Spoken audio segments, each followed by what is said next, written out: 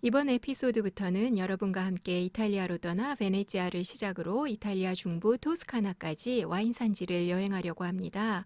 너무 아름다운 산지들이고 맛있는 와인들이라 저도 빨리 보여드리고 싶네요. 이탈리아 베네치아가 있는 베네토로 먼저 출발할 거예요. 준비되셨나요? 같이 떠나볼까요? 안녕하세요. 10미닛 와인 아카데미의 와인 스페셜리스트 제이미입니다. 반갑습니다. 여러분과 함께할 저의 와인 클래스 세 번째 에피소드 주제는 이탈리아 와인 앤 치즈 로드 베네토에서 토스카나로 파트 1 프로세코입니다. 이탈리아 베네토의 물의 도시 베네치아입니다. 베네치아는 아시다시피 도시 이름이고 베네토는 한국으로 말하면 경기도 강원도처럼 도에 해당하는 행정구역이고 많은 볼거리와 명소들로 가득한 오랜 역사의 이 독특한 물의 도시는 맛있는 음식들도 많아 입과 눈이 너무 즐거운 곳인데요. 베네치아 음식들을 먹으면서 잠깐 쉬고 베네치아를 돌아볼게요. 곤돌라도 타고 가면들도 구경하고 물의 도시의 수로와 집들 그리고 카페와 다리들도 감상하고 이제 이 베네토 지역 와인 산지들을 둘러보기 위해 출발합니다. 베네치아가 있는 이 베네토 지역은 이탈리아 내 와인 생산량에서 1위를 지키고 있는 곳으로 이탈리아 와인 산업 전체에서 아주 중요한 역할을 하고 있는데요. 베네토의 와인 생산량이 1위가 되게 할 만큼 생산량이 많아 이탈리아 스파클링 와인의 자부심인 곳 프로세코 산지로 향합니다.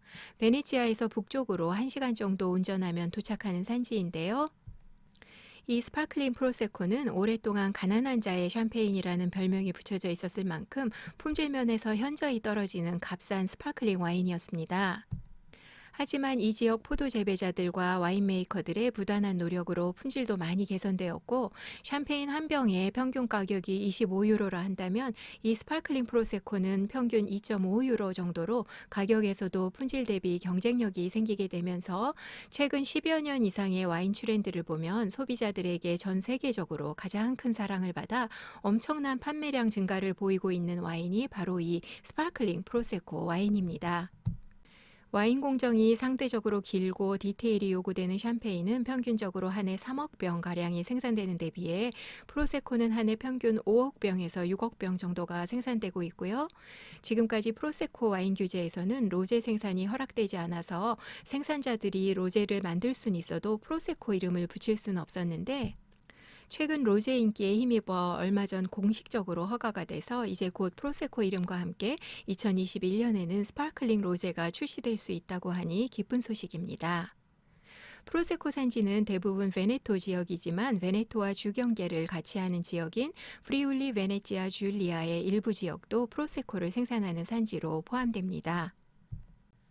프로세코 와인은 프로세코, 아솔로 프로세코, 코넬리아노 발도비아데네 프로세코 이렇게 세 산지명으로 생산되는데요. 산지명 뒤에 붙는 DOC와 DOCG는 원산지 인증 표시인 것으로 이탈리아 와인법에선 IGT까지 포함해서 4가지 용어가 있는데 IGT보다는 DOC가 또 DOC보다는 DOCG가 포도 재배나 와인 주조에 점점 더 엄격해지는 규제가 있어서 예외의 경우는 있지만 일반적으로 더 나은 품질의 와인이 생산된다고 할 수 있겠습니다. 프로세코도 DOCG나 수페리오레라고 라벨에 쓰여 있으면 DOC에 비해 더 복합적인 향과 맛이 있으니 한번 비교해 보세요. 프로세코 산지 중에서도 언덕이 있는 코넬리아노와 발도비아데네 지역은 숲과 작은 마을들 그리고 언덕에 들어선 테라스식 포도밭이 정말 아름다운 곳으로 2019년에 유네스코 세계유산으로 지정된 곳인데 이탈리아에선 55번째 세계유산 지정지라고 합니다. 뒷부분에서 프로세코를 이용한 칵테일에 대해 얘기할 때 다시 한번 알려드리겠지만 와인 자체만으로 드실 프로세코를 구입할 땐 방금 전에 보여드린 코넬리아노 발도비아데네, 아솔로 그리고 스페리오레 디 카르티제라는 이름을 기억해 두세요. 앞서 말한 와인 산지 등급제의 높은 레벨인 DOCG에 해당되는 곳이고 수페리오레 디 카르티제는 발도비아데네 지역에 있으면서 좋은 토양과 환경을 갖추어서 프로세코 산지의 그랑크루이라고 할 수 있는 곳입니다. 이 프로세코 산지에서는 기포가 없는 일반 와인도 소량 생산되지만 대부분은 스파클링 와인으로 생산이 됩니다. 샴페인과 프로세코는 약간 다른 종류의 스파클링 와인인데 그 차이점을 살펴보면요. 우선은 샴페인 산지의 메인 포도 품종은 샤르도네, 피노누아, 뮤니에이고 프로세코는 글레라라는 포도를 85% 이상 메인으로 만드는 와인입니다. 앞으로 생산될 로제 프로세코는 글레라 85% 이상, 피노누아 15% 미만으로 블렌드되어 생산됩니다.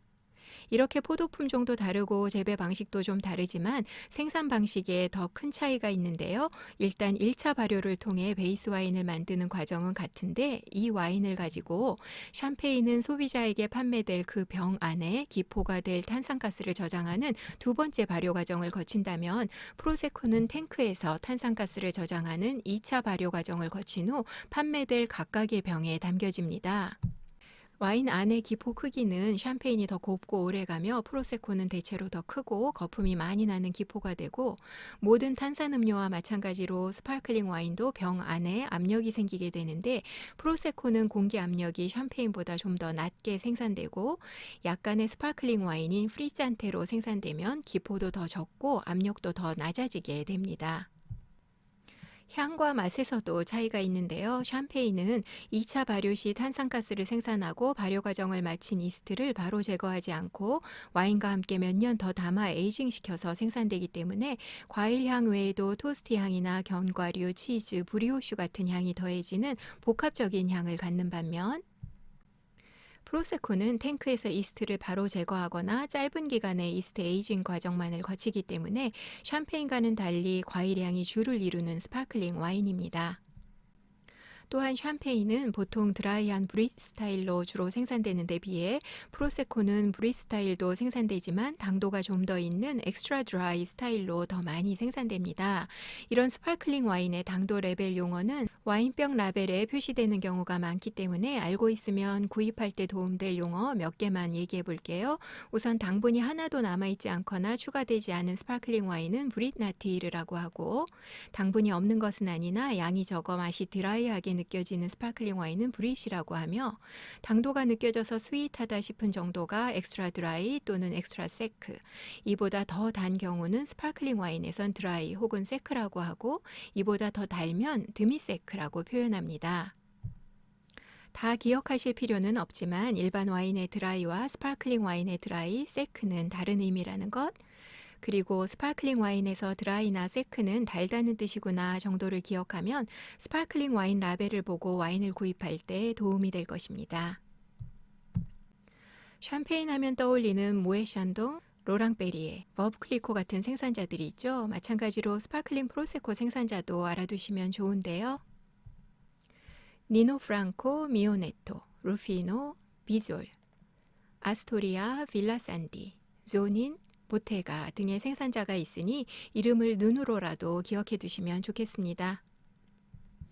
산도가 높고 그린애플, 멜론, 배 같은 과일향을 가진 프로세코는 와인 자체로 드셔도 좋고 과일 샐러드라던가 팬케이크나 와플 같은 과일과 함께하는 브런치 혹은 간식류에도 잘 맞고 살라미나 치즈에도 잘 맞는데요. 단단한 식감을 가진 파마산 치즈에도 잘 어울리는가 하면 브리처럼 부드러운 치즈 혹은 유지방이 더 들어 아주 부드럽고 크리미한 트리플 크림 치즈들과도 잘 맞습니다. 샴페인보다 더 차게 한 5, 6도 정도에서 마시면 좋은 프로세코는 칵테일에도 다양하게 이용되는데요. 이 프로세코 지역에서 개발된 벨리니라는 칵테일 음료는 흰 복숭아를 갈아서 프로세코와 섞어주는 음료이고 미모사는 오렌지 주스에 프로세코를 섞어 만드는 음료로 기호에 따라 자몽 주스로 대체해서 만들기도 합니다. 또한 스프리츠라는 이 칵테일 음료는 베네토 지역에서 아주 유명한 음료로 아페롤이라는 칵테일 베이스를 프로세코와 믹스해서 만드는 아주 예쁜 색감의 칵테일입니다. 이탈리아 와인 등급제를 앞에서 잠깐 살펴봤었죠. 라벨에 DOC라고 표기되어 있는 프로세코는 그냥 가볍게 마시기에도 또 칵테일에 넣기에도 무난하고 라벨에 DOCG나 스페리오레라고 써있는 프로세코는 크게 부담되는 가격은 아니면서 DOC 프로세코보다 품질이 우수해서 와인 자체로만 즐기기에 더 좋습니다. 이렇게 프로세코는 주말에 느긋하게 아침을 즐길 때 와플이나 팬케이크 같은 브런치 메뉴에도 아주 잘 어울리면서 식사를 더 즐겁게 해주니까 프로세코와 함께하는 브런치 테이블도 준비해 보시면 좋겠습니다. 이 아름다운 프로세코 산지를 지나 우리가 향할 곳은 발폴리첼라인데요. 베네치아에서 출발한다면 차로 1시간 반 정도에 로미오와 줄리엣의 도시 베로나에 도착합니다. 이곳엔 아주 맛있고도 재밌는 와인이 기다리고 있습니다. 왜 재밌다고 얘기하는 걸까요? 다음 에피소드에서 같이 여행해 볼게요. 네, 오늘은 여기까지입니다. 앞으로 프로세코가 더 친근하게 느껴지시면 좋겠어요.